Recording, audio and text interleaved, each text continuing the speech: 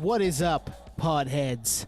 Episode 112, Room 112, where the players dwell, right here, coming at you in your ear holes right now. I am joined, as always, by Anthony and Nate. How you boys doing tonight? Oh, I'm doing great. I sped here. I made it. No, I was ready. This time I was ready. You had the day off, bro. Don't lie to the fans. Don't lie to the Podheads. Yeah, ready to rock. One thing I love about some of these, like, I'll call them like niche references, some of these deep cut stuff, is it does age us, and it does kind of give a glimpse into the range. Like, if you know Room 112 with a play as well, like, that's an if you know moment, and we'll leave it up to you to figure it out. Cupid doesn't lie, Twan, but you won't know unless you give it a try. And you know what I was thinking? Actually, we haven't done this in a while. Is that intro music that you just heard? Is what's the story behind that, Tone? We haven't done this in a while. It's amazing you ask us. This is what we call nerdvoyance, man. I watched that last night. No, we had friends, Donnie Golden and Nomar Slevik. We commissioned them, fame and notoriety, to make our intro music. So those guys, Nomar Slevik, go check out Slevik. He's an author. He's a musician. And Donnie Golden he's Donnie Golden. I'll leave it at that. And those guys, they made our intro music. It's ours. It's our thing. It sounds like us. I'm so happy we have it because we get to use it whenever we want to. But man, good call. I mean, that's not even the best part, though. Where'd the sound come from? Oh, that American Idol guitar from 15 years ago? Is that what you're talking about? Oh, yeah. The Happy Meal McDonald's toy. Yeah, McDonald's Happy Meal toy. That I was going to say McDonald's toy. is right from a McDonald's toy. Like, that's not, Fender Strat. That's a American Idol toy that these guys just worked their magic with. They did. Yeah, add a There's couple only one boom note, baps. too. There's only one note there, guys. Yeah, it's like a thrift store find. Like, this is all I got. The fucking McDonald's toy guitar. Let's use it. Yeah, that if you want to hear that, that's on our YouTube page. There's the intro music and how it behind the intro music, I think is what we called it. That's back there. Go check out Podioslave podcast on YouTube, and it's there, and you can listen to it. It's about 20 minutes. It's fun. Those guys are a good time. All right, guys, on the docket for tonight, we just wrapped up a fun conversation with Teebs, Mike, and Brian. They are the guitarist, vocalist, and bassist, respectively, of the Philly, Jersey-based indie rock band Out of Service. They have an album coming out here in the next month on June 3rd on Enjoy the Ride Records. The album is called The Ground Beneath Me. And we had a fun conversation with those guys. We talked about kind of their come up, the creative process, them signing to Enjoy the Ride, and the writing process with the new album coming out. Some of the features, they get some features. I'm not going to give them away. You're going to have to listen here in the episode. And I think we're going to get into that right now with the Out of Service guys.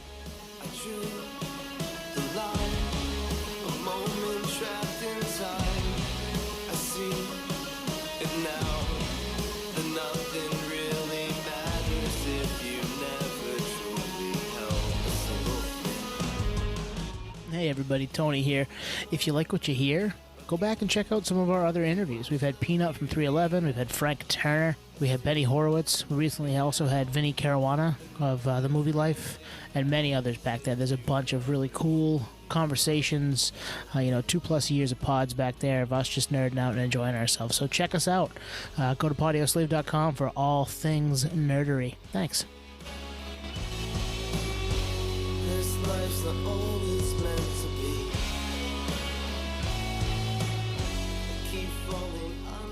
We are here with Out of Service. We have Teebs, Brian, and Mike. How you guys doing tonight? Hey, I'm Teebs. Good. Two things. This is the third time we've had 6 people on a podcast, which is kind of wild. We're 3/4 or 2/3 of the way to the Supreme Court. But hey, why not? We figured we'd have a little fun with you guys, talk a little bit about the new record, all that fun stuff.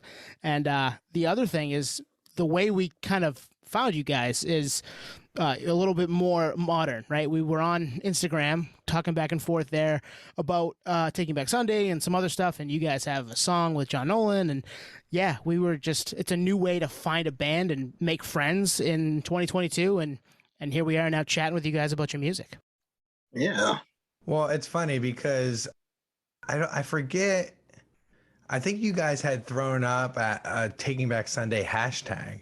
And I was like, oh, that's cool. So I looked into you guys, and you had some really cool features, like some other, big Long Island type artists and things like that. And I was thinking like, well, our label is in Long Island, and we just used John Nolan on a song. So I reached out to you guys, and here we are. So let's talk about you guys. So Out of Service, you guys are based out of what, Philly, Jersey area. How long? Yep, how long? South Jersey. South Jersey. I love that you're very stern with that, because if anyone meant we're from Maine, if anyone's like, oh, you're from Northern Maine, it's like, nah, no way, dude. Southern Maine. That's Canada, actually. That's Canada. So how did you guys form? How long have you guys been a band? How did you guys form? Like, tell us a story, because our listeners may or may not know. I'll start a little bit. So back in about 2002, me and the bass player Brian and Kenny, me and Brian went to high school, and Kenny was homeschooled, but we started a punk band, and we decided to name ourselves Out of Service. So that's where the name comes from. And we played together for about a year as a trio. And then Mike, our singer, joined probably like 2003. Yeah, it was pretty quick. Yeah, Teebs was our singer before that. That was interesting. Yeah. So we were, your typical high school band that played some power chords and tried to play as fast as we possibly could, and made a lot of noise. So then we did that for a while, and then we probably played till 2006, and then we took a very long hiatus. And so then 2016, I kind of hopped on Facebook. I noticed that we were all kind of living in the area again, and I was like, what if we reform the band with the original lineup? And it was kind of an interesting thing, because we kind of started off yeah, let's do it. It'll be like a hobby, and it's kind of snowballed from there. Wow. Nice. Yeah, so technically the band is 20 years old this year. Wow. But not really. But not really. Yeah. We consider our start with that EP from 2017, the stuff we did in high school is stuff you did in high school. Did anything make it from that early iteration of the band to today? Is there anything that you're still using, or maybe a song or a riff or something that you guys... We do play one song occasionally at hometown shows. It's called At More Than One Expense. It was probably our best song from high school, and we've thrown out once or twice. We've played it a couple times. One time we had another drummer in high school for a little while, and college. He and I went to Temple together, and he was back from California for a weekend, and he showed up at one of our shows, and that was the only song he still knew how to play. So nice. we brought him up on stage and played that. And that was pretty wild. Nice. And then our current drummer screamed. Yes. Yeah, there was some screaming back then. Yeah. So who are you listening to back then? Probably Emery, Taking Back Sunday. Those types of groups that all the ones we just collabed with. The same ones that we're getting as features now. Oh, nice. Yeah, it was pretty much, I think we all kind of came in through pop punk, and then started kind of getting into the, third wave emo, with some of this, and then post hardcore with Under Oath and things like that. So it was probably a combination of all of that stuff, a little Census Fail, Little Silverstein, things like that. Mm-hmm. Yep. Very cool. One thing I wanted to ask here as well is, over time, you guys eventually got signed. We were actually doing some homework earlier, and you got signed to Enjoy the Ride Records, which is kind of a unique label. They do a lot of re-releases and movie soundtracks, things like that. It's I think it would be proper to say it's a nerds label. We're all nerds here, so kind of unique presses. So how did that come about? So Enjoy the Ride, as you just said, they do a lot of re-releases, a lot of, mostly doing vinyl. And at one time, a decade ago, Ross, who runs the label, signed the band Harvard, which, they're not really making music anymore, but he still puts their stuff out. And so that was the only other original band that I'm aware of that they ever signed. And, these days it's really important, obviously, for bands to get their music out there, to kind of do some marketing through social media. And Teebs is kind of a beast when it comes to that. And he's constantly messaging people and getting our music out there. And just through, postings about vinyl and different things like that, Teebs came across Enjoy the Ride. DMs started flowing, and a few months later we were inking a deal. So it happened quickly, and it was kind of wild and something that I really didn't expect to actually happen for us. But there was crazy times during the pandemic, and it really gave us the opportunity to drill down and work on new music and put ourselves out there. So yeah, Nice. we used a 6-song demo to kind of shop to labels for our new album, and like that kind of felt old school in a way. Like we even, obviously we've put out like proper records before, our last album Burden that we're still super proud of, and even the album Morning that we like a lot. But we made this demo, and it was like, it felt like, kind of felt like old school. Like we have this demo of 5 songs that we're sending to people, and he heard the demos and he really loved the direction that we were going in, and then he checked out our 2019 album, and he loved that one as well. And he's like, I've always wanted to kind of dip my toes back into signing original band. So it made a lot of sense actually that we kind of came along and we kind of fit the type of band that he wants to sign. So it was kind of like the right place, right time thing. Yeah, it sounds like it's mutually beneficial. we ended up demoing all of the songs that are on the album and then some. And we're going to actually be doing a Patreon for the album that's going to launch when the album launches. And every month we're going to be doing different things, offering, different perks to people who sign up. And one of them is going to be, to give out the demo versions of those songs and kind of see how they evolved into the actual album. So Nice. we're pretty That's excited about that. That's the type of stuff that the three of us love. We call that nerdery. I want to be a fan of a band, and they're going to give me something cool like that to be part of their Patreon or whatever. Like that's hook, line, and sinker for people like us. Yeah, I mean, we've got it kind of planned out, and we're pretty excited about getting the content done. But we're doing the demo versions, maybe some live versions, an acoustic version of every song, and then every month we're going to do a podcast that drills down into the meaning behind each song. Nice. So it should be it's going to be an 11-month project, and it should be a pretty cool thing for us. So, and hopefully people will eat it up. So I'm curious, what drew you guys to Enjoy the Ride? Like obviously the Harvard connection, you knew they put out other bands, but I mean, I checked out the we'll call it the roster of all the re-releases, and it's stuff that speaks to us. I mean, we're mid to late 30s, and it's like, well, I want a Toe Jam and Earl cassette, like you guys connect with that part of it? Well, I'm a vinyl freak myself, so I had bought records from Enjoy the Ride myself, and actually Nice. I bought a Hussey record who Nathan Hussey produced our record and mixed it from them. So there was some like, oh, well, he worked with Nate. So then I talked to Nate about him and said, yeah, Ross was cool or whatever, So there was just a lot of like, I don't know how to explain it, but, he was also like, he had cited a lot of influences in our conversations that were, he was looking for a band that kind of was influenced by the same type of stuff we were. And it just really was a great fit that way. But yeah, the nerd part of it is definitely interesting. It's like, yeah, we share a label with like the Ren and Stimpy soundtrack and awesome. Clifford the Big Red Dog vinyl. It's pretty cool though. It speaks to us, as Anthony said. It's right up our alley, and we do a Sunday Spins thing every week on our Instagram and Twitter. We're constantly showcasing the collection because we're vinyl nerds too.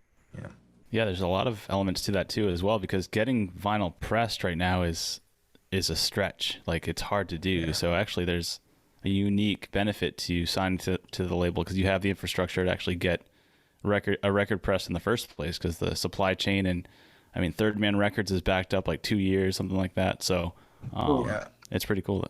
We had to put our vinyl order in. It was many months ago now that it was put in, and we got word today that our vinyl should be in hand, in May. Nice.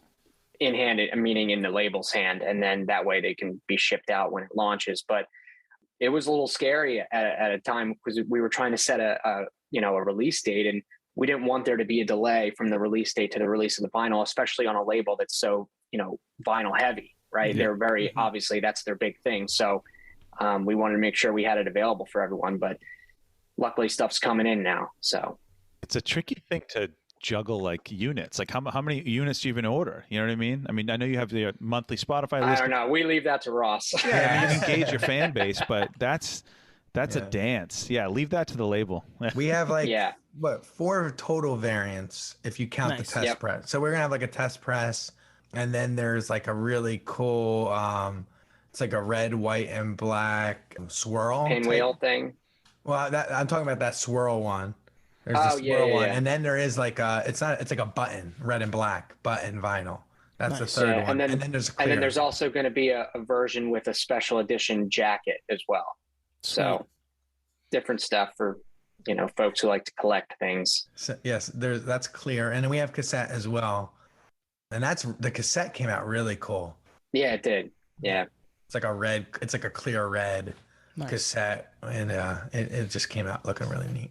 I can tell you guys are excited about that aspect of it too, like being able to come up with these different variants and turning into. Well, we tried to we did do Burden on vinyl, but we were working on our own budget, which was basically nothing, and it was ordering direct. And so basically what we did was we took pre-orders and ordered exactly the number of vinyls that we got for pre-orders, basically, and then maybe a couple more for shows. And so it's exciting to us to be able to have inventory and to be able to sell over time. I mean, the number of messages we get of, when are you going to repress Burden? When are you going to, when are you going to press Morning, which we've never done? It's just, it's an opportunity that we didn't have before. So yeah, that's cool. So you signed to Enjoy the Ride. At what point, let's talk timeline. Like, how long ago was this? Did you have, well, like you said, you pitched a demo to him. Once you signed, do you jump right in the studio and put an album out, or start writing for the album? So it's funny, during the pandemic, we got very aggressive, and we had a plan to actually do a 3-album release, a triple album, and we wrote and recorded ourselves over the course of many months an entire acoustic, folky rock album, which we're sitting on right now. And then we also, that was before we even got hooked up with ETR. And then we'd started doing these demos and we're shopping it around. And then, I would say, I think we ended up officially signing in April of 2021. And we had already started to plan. I mean, we were already talking to Nathan about when he was going to come up here to produce the record. We were already shopping for studios at the time. And it just kind of fell into place at exactly the right time where, we hadn't already signed with any studio. We hadn't put any money down yet. So we were able to kind of shuffle up, or actually it didn't really take too much shuffling. I mean, we already had a plan to be recording that summer. And then it just became, well, we got to finish this record. So we still had 2 or 3 songs left to kind of finish up. And we took care of that pretty quickly. And then it was just practice until we hit the room. So nice. It's funny, we did sign quickly, and then it did feel like pretty quick. We were, though, booking studio time, paying for our producer, that stuff all did happen because we were in the studio in July. So, we signed in April, we finished demoing, we hit the studio in July, and then we mix August and September, and then we also mix in remixed. We remix again in November, and that's when the record was done in November. So it came together pretty quickly. Yeah. Yeah. I mean, we recorded the entire thing in 9 days. Oh, wow. Wow. But like I said, I mean, I think we were more prepared this time than we had ever been on any previous project that we've worked on. And so there were things that, might have normally taken half a day that were done in an hour. It was just, we were ready. Yep. So it really showed how important that was. We did a ton of pre-production. Yeah. It was just every guitar part, every bass part, every drum part, every fill, even Mike, our singer, all the harmonies, right, Mike? You had all the harmonies nailed out. I had a notebook with them all written out. And Yeah, it was pretty crazy. I mean, Teebs and I recorded all the scratch tracks for the entire album in this room like a month before we hit the studio, and then everyone was supposed to practice to those, for that entire month. So just comes from experience. I mean, the first time around, you probably just maybe wouldn't know to do that, or yeah, or to what extent, Yeah. Yeah, when it's your third album, you learn little things that like you think you could play a part, and then you turn the mic on, and it's a different Right. it's a different thing, you have to you kind of have to know it inside and out. So especially with that pressure of like, okay, we have 9 days to do a record, we have to do drums in this amount of days, bass in this amount of days, all the guitars in this amount of days, all the vocals, like, but and it also helped. We're close with our producer, and when we did pre-production, he would listen to demos and he'd give feedback as well. So like we were getting feedback from him, we were getting feedback from the label, we were getting feedback from some of our friends that are like close to the band or in other bands, and so all of that really helped us like really hone these songs to how you hear them today. Nice. Yeah. That's super rad. I'm trying to think, just on the cuff, when you're putting all this music and everything together, you're on this timeline, you're very, I don't know, tunnel vision focused on getting the music done. But what about the full on package, like the artwork, everything else? Is that also part of the diagram, or is that like, oh shit, we got to do that too? Like, fuck. Like you have a timeline for that, or is that outsourced? So Mike so all the artwork is based on paintings that Mike has done. Nice. If you look at our last album, Burnin', was a painting that Mike did. And then also all the singles so far have been a series of paintings that Mike did. And then the album art ultimately is one of Mike's paintings, but with some text on it, which will be, that artwork will be released soon. But we actually spent a long time. I mean, we knew we were going to use some of Mike's art because we think he does great work. And, we always think it's kind of special to have something that kind of ties into the music and also comes directly from one of us. And, I think I don't know, Mike, I don't know how many things you painted before we ended up figuring out what the theme was going to be and kind of built on it from there. But I mean, you showed us a lot.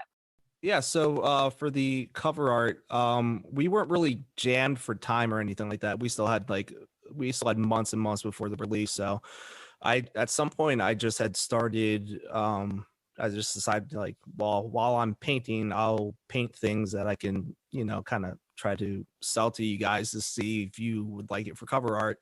Went through a couple of weird things. And then I just had the idea for basically that vibrant red ground with like white assets that just totally, I don't know. I just felt really unique, and it felt like something we could build around. Showed it to you guys, and you pretty much all on board with it. And as we got closer to the album release, I just had the idea to, what if I could paint a couple more things, like the door, or like the moon and the clouds, or the guy falling through the sky, so that we could use individual art for all the different singles. So I think it ended up coming out pretty well. Yeah, and then you did the fairy after the song, right? Yeah, that one came later. Yep. That comes out next month. So, Mike, is that something you're doing on your own in your free time before a ton, or is that like here and there you'll paint and then like, all right, let's use this with the music too? No, I paint pretty frequently. I picked it up about like 3-4 years ago, and man, if you could see the place that I paint, it's just like wall to wall with done finished paintings that I'll never get rid of. That's awesome. But so I paint pretty frequently. Just that when I knew we needed something, I just kind of started focusing on that just a little bit more. It's great to have anything like that in-house with the band. So you get Mike, who's maybe the visual guy. You get Teebs, who's the marketer. He's selling newspapers on the street type of thing. And obviously when the label comes into play, they can take on some of that. But we can relate to that grind with a podcast. It's just us. There's no one else. So you're kind of forced into these positions. But if you have that skill set to begin with, that's just a bonus. I think one of the reasons why Ross was interested in signing us was because we had a lot of infrastructure built in. Like he could see that we run our band, like a little business, like each person kind of has their own role. And like you said, he really liked Mike's paintings, and Brian does a lot of like the graphics, like you see, when we do single graphics and stuff with these artists, that's all Brian doing that. And then like you said, he knew I was the hustler. They call me Mayor T in the chat. and we all have different skill set. And Kenny books a lot of the shows, basically. Kenny does book some shows, yeah, and doesn't show up to Yeah. podcasts. and he dishes up. Oh, Hey, Kenny, ooh, come on, burn. man. We'll leave that one in. We could have broken a record and had seven tracks tonight. Oh, And he's a coward. You killed Kenny. Oh man. Oh no. Yeah, we'll leave all that. Sorry, Kenny. But yeah, so I think that's a big part of why he was interested in us as well. I think obviously the music is a part of it, but kind of a combination of things. And a lot of, I will say, I mean, working with ETR, I mean, we're all very hands-on. I mean, we have, I guess, bi-weekly Zoom meetings with them to kind of go through everything that everyone should be working on and promotional stuff and everything. And we're very much involved in what the marketing looks like and how it gets presented. So it's been good to work with everybody over there. Yeah, it's like DIY, but now we have our team's a little bigger. Yeah, you get a little bit of backing too, which is nice. Yes. Because Yes. I mean, I know as Anthony said, we grind just the three of us. So if we had a little bit of backing too, man, I don't even know what we could do because it's been fun to do this and get our name out there and talk to people like you guys, and talk to people, all the interviews we have back there, and just talk to each other. Like it's you get better at it. You play music together, you get better at it, and it becomes fun to kind of share that with the world. So you guys are in the studio. You guys have a lot of features, like John Nolan. I mean, brand name dude. Obviously, TBS. I love Stray Light Run. Like that first self-titled is all time, and even the demos. If you have heard the demos, those are. We've heard The that. demo, Yeah. that's where that was my entry point. Yeah. I mean, Yeah, that. same. Yeah, I mean, we could have a whole episode on that, I think. And I saw the first show, but that's another story for another time. You get Devin and Toby from Emery, who, as you said, was an influence. And then the fall features Nathan from All Get Out in some capacity. I'm not sure if it's vocals or production, but that's a lot, I feel like, for an album. So how does that – was that a goal? Was that a natural thing? Like, how does that happen? So on our last album, Burden, we had a feature, Madeline Finn. Madeline Finn, she and that kind of came about because we had met her when her band was playing at a beer festival when we were all in Cleveland, and we all just kind of struck up a conversation afterwards, and we just thought she was really great, and it was a really great experience having a feature on the album, and we thought it was cool to bring that to the table. Fast forward to when we're talking to ETR, and kind of this is before we were even officially signed with them. I mean, Ross kind of pitched the idea of like, I really want to have, some really cool features on the album. And he would throw out things like, I think we could get like John Nolan and we were like, yeah, John Nolan. Sure. Yeah, we'll get that. Yeah. But we had planned to do features. We were so focused on writing the music at the time. We hadn't really gotten that far into it yet. And then when it came time to really, dig in on it, Teebs had the idea to ask the Emery guys. I mean, he's, involved in a community of Emery fans and kind of had some access to them that way. And they were extremely receptive. We never thought we'd get one of them, let alone both of them. Yeah. And then the same thing with John Nolan. John has a history with Nathan and also a history with Ross. So we had those connections, and that helped to kind of bring him in. And, with John, we didn't write a part specifically for him. We sent him 3 demos and said, pick whichever song you want to be on. It's whatever one you want's yours. And he picked What You See. That was kind of the one we were hoping he would pick, actually. So it was really great. And we just let him go wild with that bridge and chorus at the end. And that was great. And then Nathan on the fall, he does a very, very small vocal part, but we think it adds a lot to the the calm right before that huge bridge where it blows up. And like we said, Nathan's kind of featured on the entire album, really. I mean, he produced the whole thing. He engineered the whole thing. He mixed the whole thing. There's so much of Nathan's influence that seeped its way into the music as we were recording it. So He's kind of a fifth member, sort of. He's literally mixed everything we've done since 2017. And, he's just, we really love working with him. He helps us reach our vision. Like, he will stick with us with a mix until we're all 100% happy. And not everyone in the industry would probably go above and beyond the way he does. That's great, because I mean, you hear the Ross Robinson stories of he's like holding your shoulder while you're screaming, and he's like trying to get it, dig that out of you. And they end up being like a sixth member of the band. So that's pretty cool. He produced the vocals on the last album, Mike, right? And we felt like that was like kind of a start of something, right? Where you felt like maybe that pushed you. Yeah, we level. definitely knew just from working with him in person on the vocals from Burden that being able to record the whole album with him in the room, we just knew that was going to make a huge difference. Nice. Well, there's another part of the special guest too on the album that kind of parlays into touring. Whether it's a cheat code or not, I don't know, but what's next for you guys in that realm? Are you guys going to go on tour? Are you guys going to go on tour with Taking Back Sunday, stuff like that? Anything in the works? You want to drop it here? We have some really exciting shows that were lined up here coming up. We are playing on May 21st. We're opening for Bad Luck and Dollar Signs in Philly, which is kind of a tour coming through, and we're the local support for that show, which was a really big land for us. And thanks to Dave Kiss for getting us on that one. And then we're actually doing a little Long Island stop. We're playing Looney Tunes, and then Emeryville Music Hall on what is that, Brian? June 10th and 11th, or 11th and 12th, something like that. Something like that. So it's like a week after the record drops, roughly. Yeah. And then Philly the night before that. Yeah, so we have that's our album release show. Nice. June 10th. Yeah. And for anyone listening, Looney Tunes is actually a record store, right? Yes. Yeah, I only know that because I lived in New York City, and I tried to get there, but obviously in New York City you don't have a car, and to get to that record store from the city is like a 5-hour train ride, and I was like, fuck. But they always had in stores, and they always had live performances, and they were pretty badass. But I tried, but Kevin Devine just played there. Oh yeah. Andy from Manchester's played there a bunch. Kevin and Andy have played there together.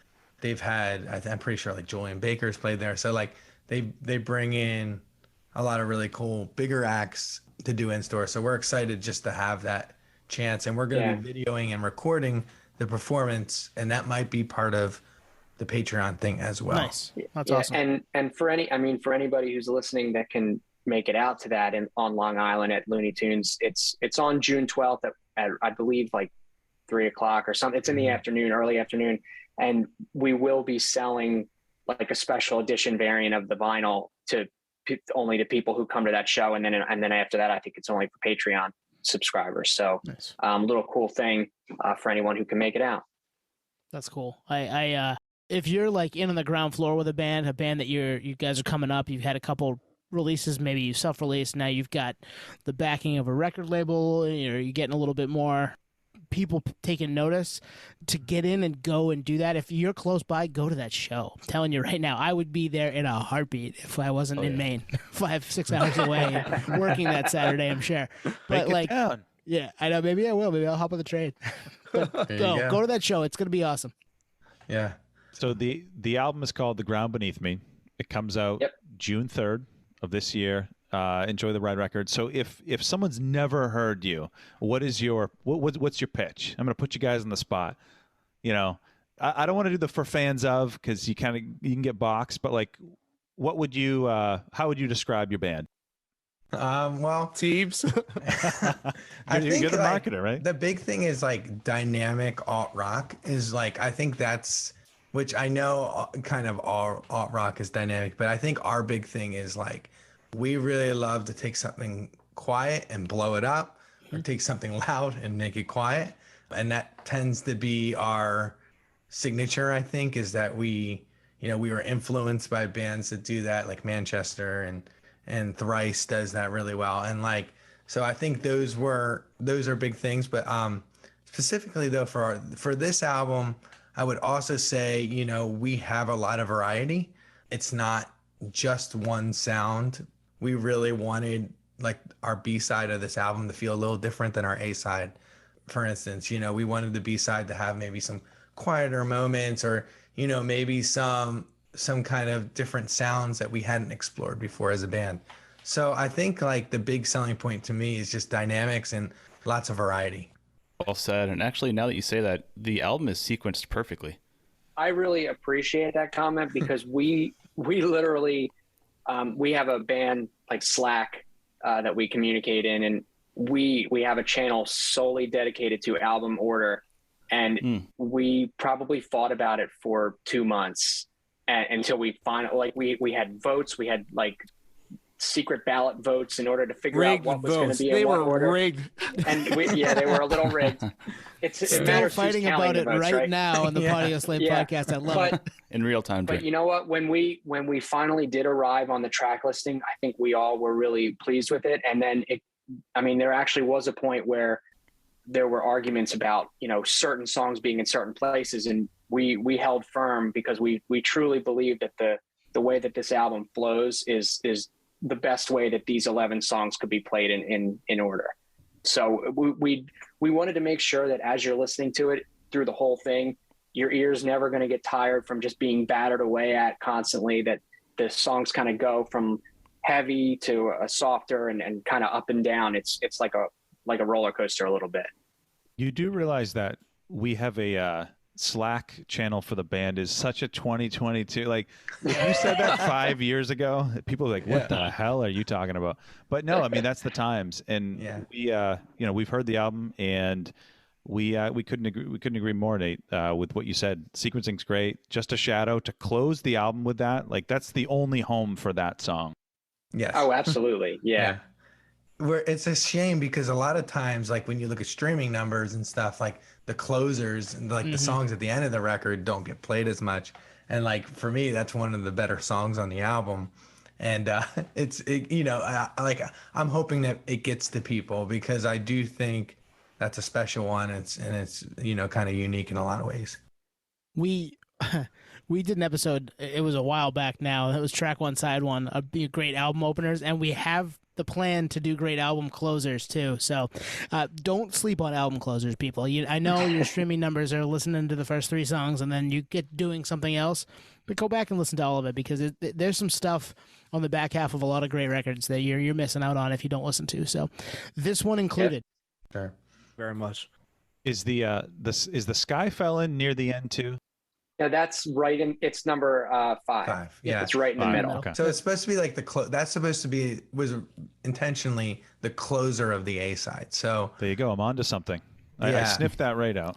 Yeah, and then and that song has a really unique vibe to it. And then we open up the B side with The Fall, which is a very straight. It's probably the most straight ahead rock song on the album. Which just came out last week as a single. But so that's kind of how we separate the two sides. It's crazy to hear the progression or just the organization, because it's like basically you're writing a bunch of journal entries and you're like, how do we sequence these different moods over the months and make it an album? It's crazy to think about. As a non-musician, I'm like, how the fuck does that work? But you explained it pretty well. Yeah, it's just I think I always had a vision of the two sides and how I wanted them to feel. And I think like we got to a point where we had most of the track listing together, but we were like, we need a song to fit this spot, like the opener to side A. And that's kind of side B. That's how The Fall got written. And that's how The Fall got written, was that we were looking for, something with high energy that was kind of, we felt the record needed like one more banger basically. For lack of a better word, but we felt like it needed another banger, and that was that ended up. We actually wrote a couple, but that was the one that we heard, and we were like, the chorus sticks out to you. There's like that chorus lead guitar that I think is hooky, and the vocals and everything. So yeah, that was the one. Well, that's smart too, because if you buy the vinyl and you want to, like, all right, I've listened to side A and B, I'm ready for the second half here. You want to be excited about putting that on because you're like, I know where this starts. Like, I'm excited to flip this over and keep going instead of like, oh, it's another kind of slow jam that I love, but like, it's better when I'm just listening to the album straight through on my phone. No, this kind of sets up the physical experience, which is obviously still big. And I mean, it's vinyl is still kicking ass, and Record Store Day just happened, and yeah, it makes sense. Yeah, I think this is our first album we wrote with like vinyl specifically in mind. I think me being obviously, like we said, I'm a huge vinyl head, and you can tell, I think, when you hear, a band, that they wrote the record with the vinyl sides in mind, and that the New Manchester Orchestra record, A Million Masks of God. Yeah, absolutely. That's one where specifically you can hear the shift between side A and side B, and that was a very big influence on us. Yeah. You're not going to get arguments from us, but I think we all ride for that record and that band. Sure. Me especially. And that's a good point too, with the whole vinyl in mind for writing style. I mean, you have those parameters, so you're like, it has to flow. Like, we don't have any other option. And if anything, that probably helps with a kind of a overall template. Like, this is going to be a movie soundtrack at some point. Like, we got to have it flow together, beginning, middle, and end. So I think that's kind of, I don't want to say a crutch. If anything, it's a different challenge because it has to be not perfect, but it has to flow. Absolutely, yeah. Actually, I would be interested, since you guys have heard the album, if you guys have a favorite track. Yes, I honestly, track 1, I was very Devil and God hit me. I was like, man, I love the vibe of this, and it's like scratching this itch that hasn't been scratched in a while. So I was pretty excited about that, and it got me ready for the rest of the record. The Ferry, right? That's the name of that one. Yep, comes out. It is. Yep. Got me excited. Got me like ready to go. That's actually the next single, and we have a music video for that one. That Mike wrote the video, storyboarded the video, and it is a wild ride. It's like a campy horror movie. Nice. So it's, we won't spoil it because it's still about a month away, but we're excited to put that out in the world. It's definitely unique. I'm gonna take the easy road out here and pick 3. So I took notes, and I do this with almost all albums I listen to because I'm a geek. Offshore, it had and if you don't like this comparison, we can cut this, but it had very Citizen vibes to it. I'm a Citizen fanboy, and it scratched that itch for me. Yeah. I love that song. Sky fell in. Layered vocals. Mike, your layered vocals are on point. Thanks, man. When our listeners listen to the album, go check out Sky fell in. Vocals are awesome. And then closing track, Just a Shadow. I think, like we said, sequencing's great. That's a great way to close it out. I never thought about Offshore with Citizen having Citizen vibes, but now that you say it, I'm like, well, yeah, of course. That's it's got that driving feel, and then even the blow up in the second verse is kind of youth era. Yep. Funny Citizen story. So we put out a B-sides EP right when the pandemic lockdowns began. We just felt like we had to get some new music out, and we had some stuff left over from Burden, and the song Restless Nights is the first song on that little 3-song release, and Matt Carrickus played drums on that song on the recording. And he mixed it. Nice. Yeah. That's awesome. And he mixed it, yeah. I saw you played some shows with him, but I didn't know that there was a studio connection too.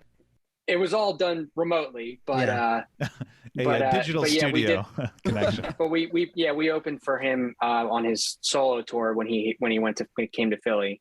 So it was a cool connection. This is so crazy because I chose The Ferry and Offshore, so it's just like I'm starting to have this like real interesting revelation. Like, is this how singles are chosen? It's just like they basically just take a poll and that's what becomes a single. Yeah. Well, Offshore is going to be probably our focus track. I don't know if you guys know what that is, but basically on release day, Spotify will push the song to release radar, and that's that's the song we're choosing to focus on. Nice. It's either going to be that or The Sky Fell In. So we're still trying to figure that out, but I think Ross wants Offshore. So Offshore, I have a feeling. Yeah. Well, we're all on the same page. If that means anything. Yeah. I mean, The Ferry, when we wrote the demo, we felt like we had something special there, and you mentioned the Devil and God connection, and we felt like definitely it leaned into that sound a little bit, but we also felt like we were kind of bringing our own twist to that, and I think that will definitely hit for some people who are looking for something in that vein. Yep, definitely, I would agree. So my kind of jokey question to close us out here is, all right, so the band existed for just under a decade. You take a hiatus. who gets the call from Teebs that's like, let's fire up the band? Like, what was your response? Like, dude, come on. Like, what? How did that go down? Oh man. So it started with a Facebook message, like, right? I messaged all of you this long, like super long thing, right? I can't remember, man. I had the memory of a flea. I mean, it was.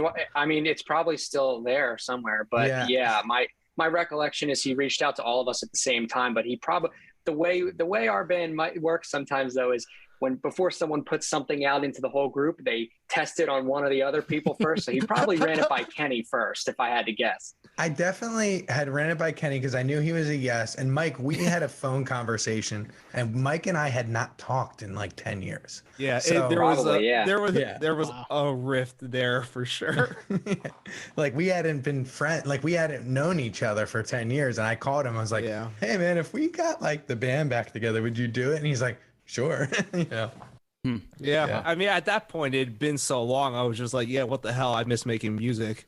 I love that Kenny was a yes, but he's a no to coming on the podcast. Come on, Kenny. Listen, In Kenny's defense, we did a Zoom interview a couple weeks ago, and he was on that one. So All right, I think well, he's like, and Mike well, and Mike wasn't. and Mike I wasn't. wasn't. Oh, Mike, come Well, on. we're happy we had Mike know. tonight too. I mean, There you go. So are we. Yeah, this has been a lot of fun talking to you guys about the upcoming album, which is The Ground Beneath Me, drops on June 3rd, 2022, I believe. Mm-hmm. Yep. It'll be available on ETR's website on vinyl and every streaming service. So, And we will link all that in the show notes. So go ahead and in there real quick and check that out. We'll link out you guys' socials too. So where can they find you on social media? Instagram at Out of Service Band, Facebook at Out of Service Band, and Twitter at Out of Service US. that's because there's a Japanese out of service. Oh wow. Well, and Out of Service Band was taken. Yes. Not So by we- them, though, I don't think. No, But yeah, anyway. there it is. Awesome, guys. Well, thanks for coming on. I can speak for myself and say that anytime I get into a band, I immediately want to see the band live. So I'm excited to catch you guys on tour. There you go. All right. We can't wait. Awesome. Thanks, All guys. right. Thank See you. ya. Thank Appreciate you. it. Have a good night, Yeah. guys. Have a good one.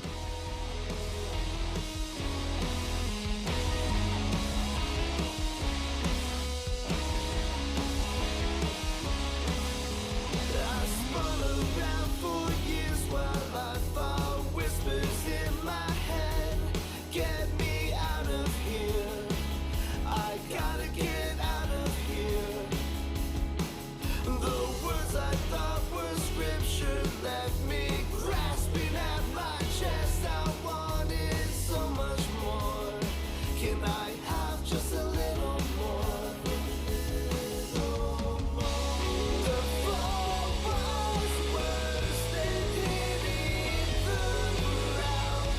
I'd rather disappear than find my way back down there.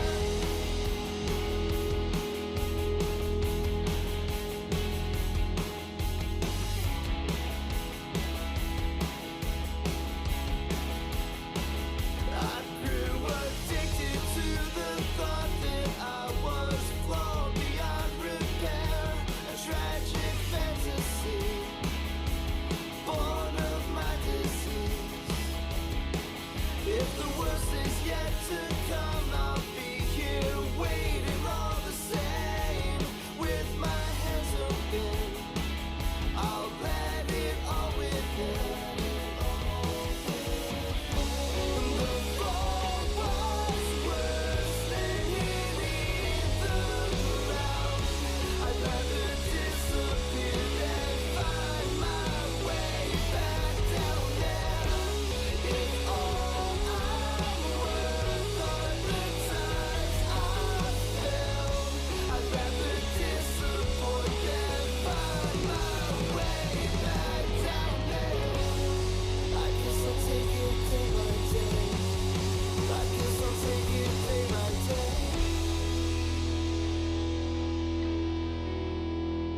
The wind keeps rolling.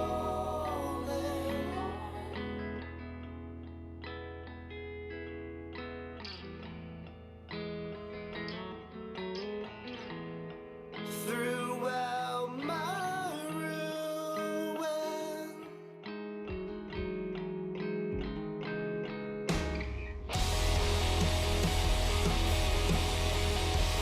The